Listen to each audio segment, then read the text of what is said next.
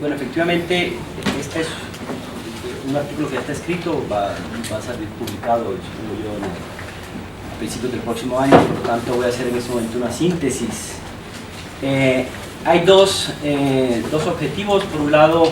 es evidentemente un homenaje a la CLO. Seguimos en la CLO y este congreso ha tenido un fuerte énfasis en las contribuciones importantísimas de la CLO, pero también, y a su obra con Chantal Mouffe. Pero también el interés de esta reflexión es mostrar cómo uno de los ejes centrales de su libro de Hegemonía y Estrategia Socialista, que es el problema del esencialismo de clases, es absolutamente útil y trasladable hacia un problema que se vive contemporáneamente, bueno, no contemporáneamente, pero que tiene ya algunos años en el caso de los países andinos y del Ecuador, que es el esencialismo étnico. El libro Estrategia Socialista fue escrito en el año 85-86, cuando había subido Gorbachev y estaba en pleno auge el neoliberalismo. El neoliberalismo realmente aparecía como ya el gran triunfo, era el fin de la historia. Y la CLO y Mouffe hacen una indagación que busca investigar yo creo que el fracaso que ya era evidente en ese momento del proyecto del socialismo real, y una de las indagaciones la hace en torno al problema del autoritarismo de izquierda, el autoritarismo de izquierda. Y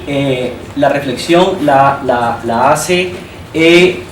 estableciendo una asociación entre el problema del esencialismo de clase y el autoritarismo.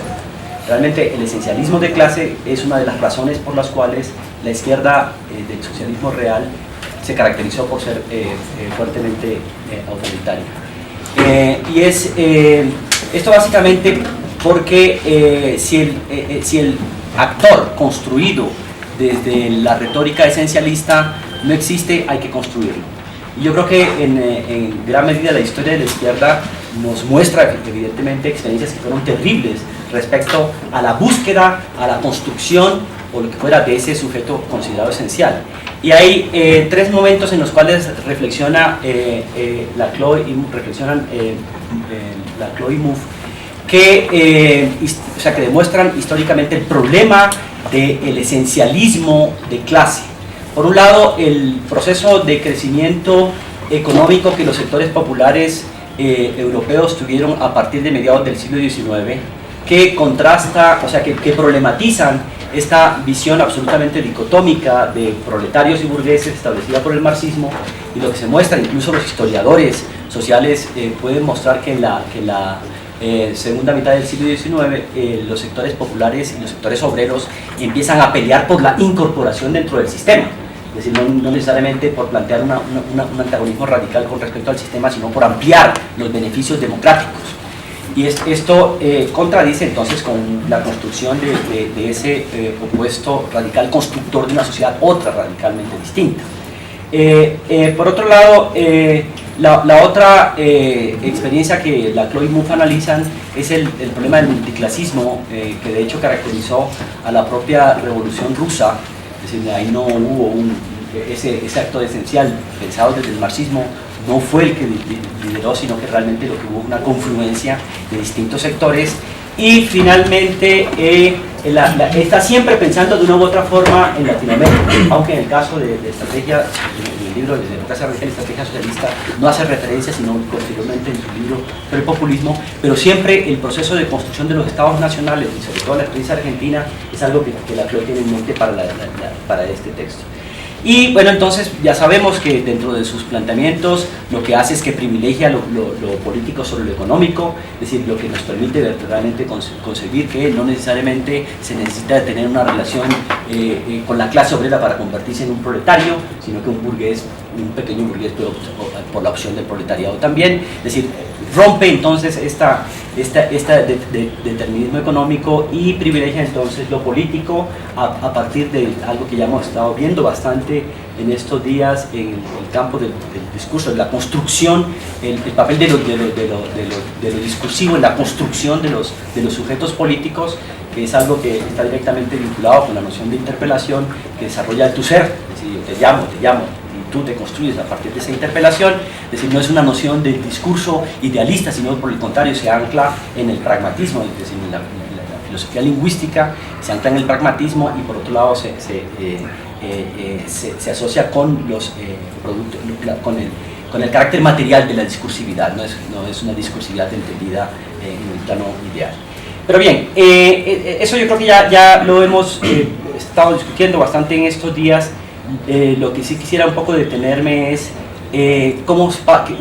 pasa con respecto al esencialismo étnico y cómo puede pensarse desde las categorías de Laclau y Mouffe. Hay un interesantísimo estudio que tiene Floresmiro Simbaña, que plantea que a partir de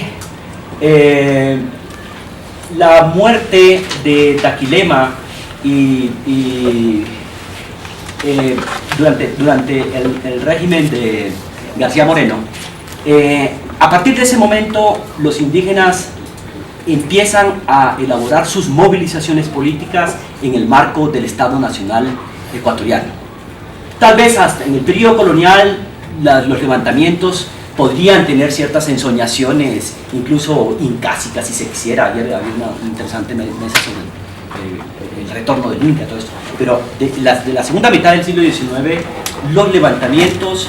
se inscriben directamente dentro de las dinámicas nacionales. Por lo tanto, se rompe cualquier noción de exterioridad, si se quiere, de los levantamientos populares. Entonces, bueno, y Floresmilo piensa que hay tres momentos que son muy importantes, que demuestran efectivamente la articulación de los indígenas con el problema nacional. En primer lugar, los levantamientos que Valeria también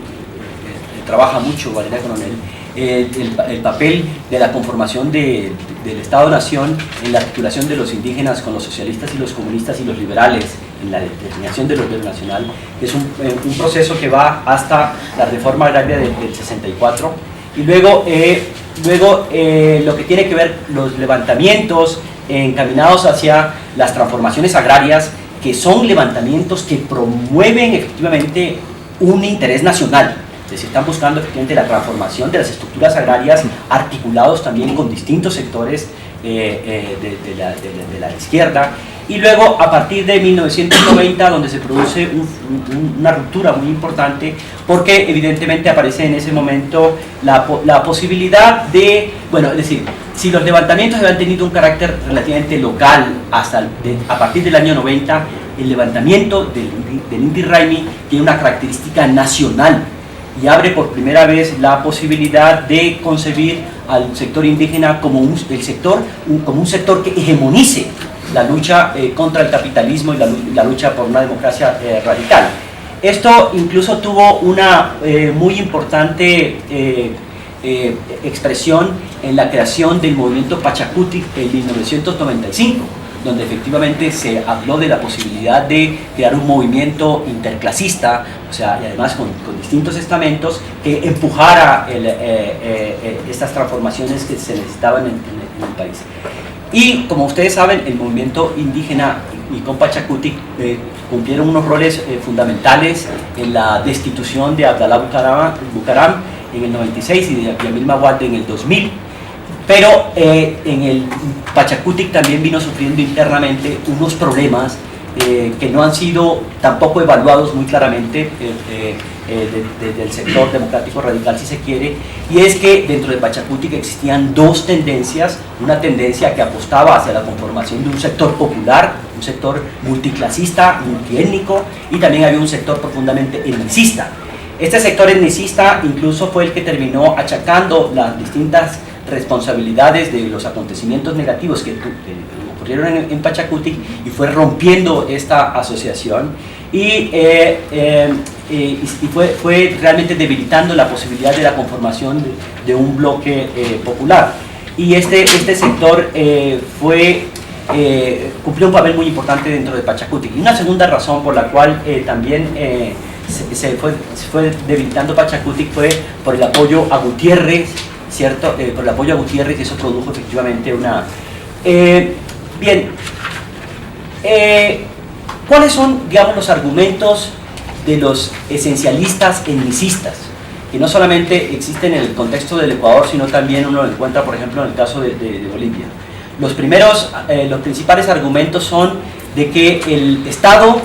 está cooptando a los movimientos y está debilitando su libertad, y en el caso de los movimientos étnicos esto es mucho más radical, porque las perspectivas etnicistas esencialistas han venido planteando un antagonismo esencial entre Estado-nación y comunidades indígenas. Esto de hecho es un tema que tiene una genealogía que se puede ubicar a partir de los años 70, la genealogía está en México y en Perú, a partir del cambio incluso dentro de los paradigmas de las propias narrativas antropológicas y de la articulación de intelectuales con los indígenas, en el cual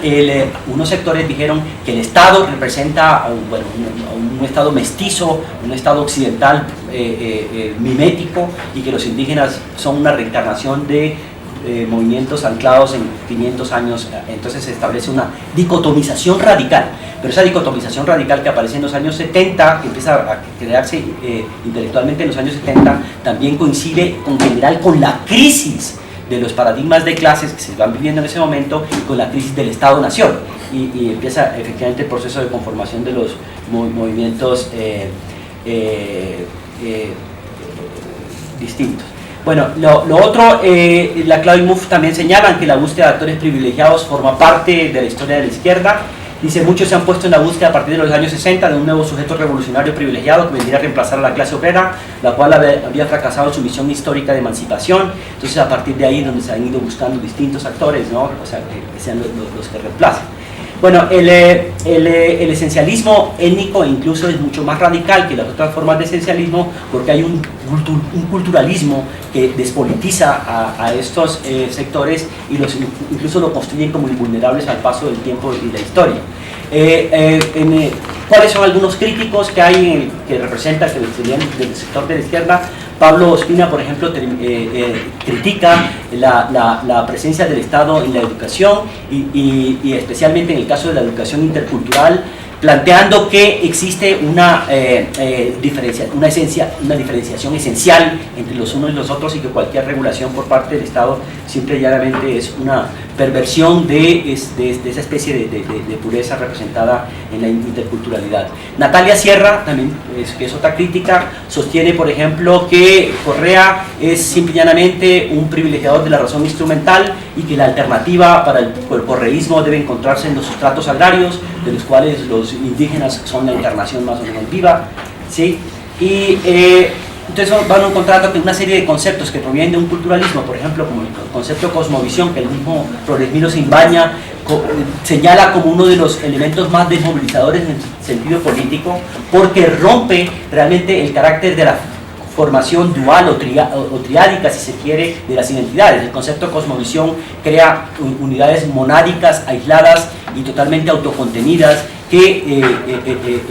abandonan cualquier posibilidad de construcción de proyecto hegemónico o contrahegemónico. En el caso, por ejemplo, de Catherine Walsh, a mí me parece más impresionante, porque termina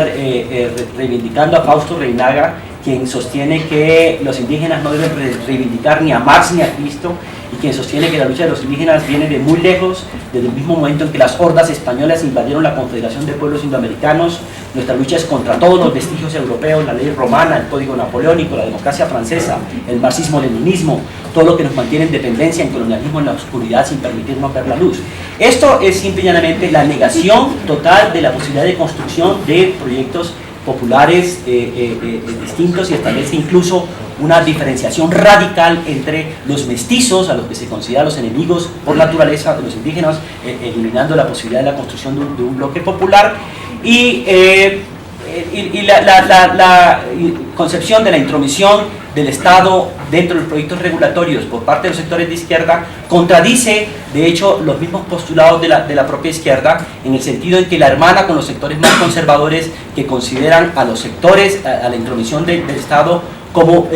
una pérdida de la libertad. y estos sectores de izquierda no se dan cuenta que simplemente la regulación que se plantea en la lucha contra el neoliberalismo es tratar de imponer un concepto de libertad positiva que vaya más allá de la